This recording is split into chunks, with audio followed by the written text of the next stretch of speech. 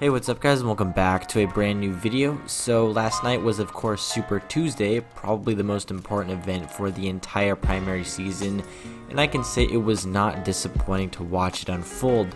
So the big story you guys are going to hear for the night is that Biden generally overperformed and is now much more favored as the front runner compared to Bernie. In the beginning of the primary season, for a while, Biden was not really able to ramp up a lot of support for his campaign, and it looked like Bernie was going to run away with the nomination. But once South Carolina came along, I think Biden was able to carry that momentum.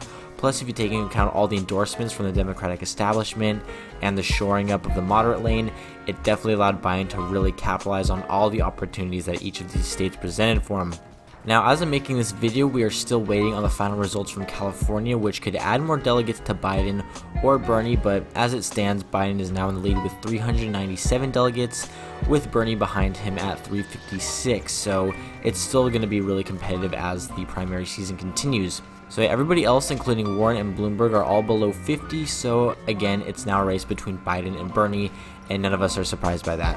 So yeah, let's go through each of the states and then see how the candidates fared. So a pretty interesting headline throughout the night was that American Samoa went to Bloomberg. This was the only location he won, and he received 4 delegates, with the rest going to Tulsi Gabbard. And it doesn't mean much from Bloomberg because he's pretty much just collapsed now, but it's still an interesting point to make. But yeah, anyways, starting off with the Biden wins, he picked up Arkansas, Oklahoma, Tennessee, and Alabama. And this is really no surprise, the Democrats in the southern states are much more moderate than Bernie's base. So Biden's win here is very expected, and it allows him a solid delegate amount. Now, Biden also won the state of Virginia, which was another solid gain for his campaign. He received over 50% of the vote, with Bernie following at 23%. So again, the moderate vote here is very much united behind Bernie, and I definitely think the endorsements from the other moderate candidates allowed him to really, maximize his gains in Virginia. Now, another surprising point is that Maine was also carried by Biden, which I found to be, again, very surprising. Biden barely won, however, by only 1 percentage point, yet he's still going to receive the same amount of delegates as Bernie. But the interesting thing here is that Warren took about 16% of the vote, so this is going to be the first example of the night of how her splitting the vote with Bernie allowed Biden to claim another state, which is going to be good for his headlines, even though he doesn't get any more delegates than Bernie. So yeah, speaking of Warren though, if we go to her home state of Massachusetts, she was absolutely crushed at 3rd place. So Biden again won here, which again I was surprised at. I thought Bernie could really deliver the northeastern states.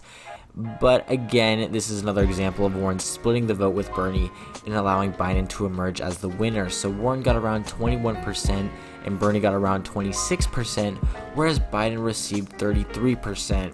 So if Warren just dropped out like the other candidates did for Biden, I could definitely see a different outcome happening, with Bernie taking the progressives and overcoming Biden with around 50% of the vote. Now, continuing along with Biden, he also took home Minnesota last night, and this was not captured in the polls at all. Biden won over Bernie by about 10 percentage points, and I think this is mainly due to Amy Klobuchar endorsing him because she's extremely popular in the state, and it just really goes to show how powerful those endorsements were leading up to Super Tuesday.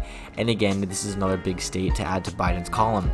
Now, second to last, Biden also won North Carolina, and again, similar to the Virginia, the state has a more moderate Democratic base, so it's not really surprising that Biden blew out Bernie by a massive 19 percentage points. Again, no real surprise there. And the last big win for Biden is going to be his state of Texas now. So the Bernie camp was really hoping to pull Texas, but Biden did manage to win, although again, they both received the same amount of delegates.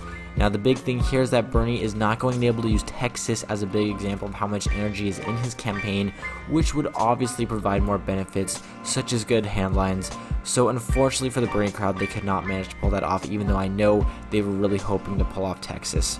Now, if we move along to Bernie, on the other hand, he did have a good night, but he did not win nearly as many states as Biden. So the first state he won was Vermont, and obviously this is going to happen. Like, no one is surprised. It's his home state.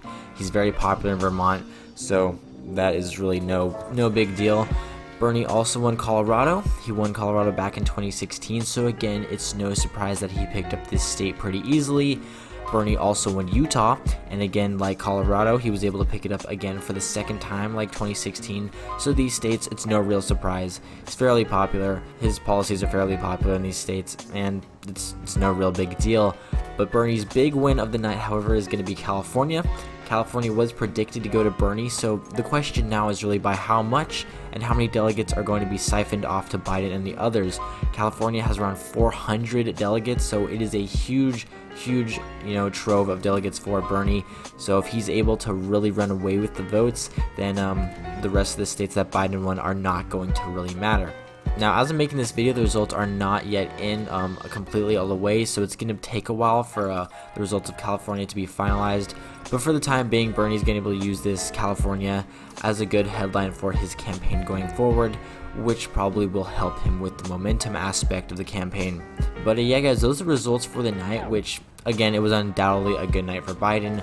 The moderate wing was really able to seriously coalesce around him, and I think that's going to give Bernie a much harder path to the nomination than it was for Trump to win in 2016.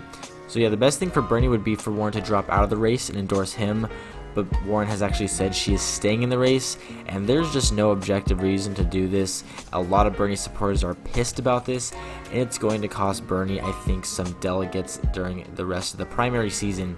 Now, I don't know why she's staying in. Maybe she's got to deal with the Democratic establishment. I don't know.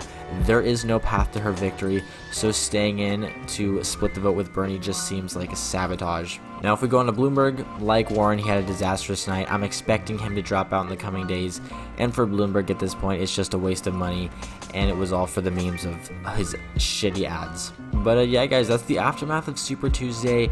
It's going to be Biden versus Bernie, and depending on Warren, it's going to determine how close it's going to be for Bernie, because the moderates have united behind their candidate, and at this time, the progressives really need to unite behind theirs. But yeah, that brings us to the end of the video, guys. If you enjoyed, please leave a like and subscribe. It's greatly appreciated. And let me know your guys' opinion on Super Tuesday and who you guys think has the best chance at the nomination. So yeah, guys, with that being said, take care, and I'll see you all later.